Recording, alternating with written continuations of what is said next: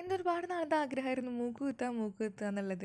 ആഗ്രഹങ്ങളൊന്നും മാറ്റി വെക്കരുതെന്നല്ലേ പറയുക. അപ്പോൾ പിന്നെ കയ്യോടെ പോകാമെന്ന് വിചാരിച്ചു.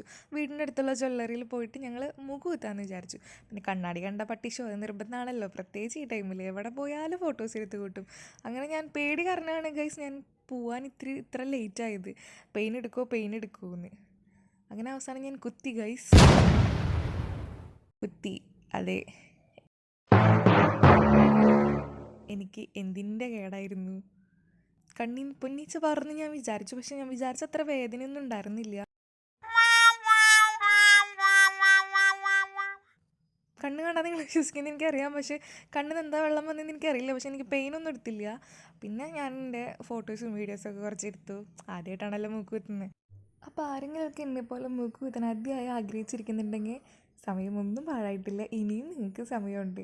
അപ്പോൾ ധൈര്യമായി പോയി കുത്തിക്കോളൂ കേട്ടോ.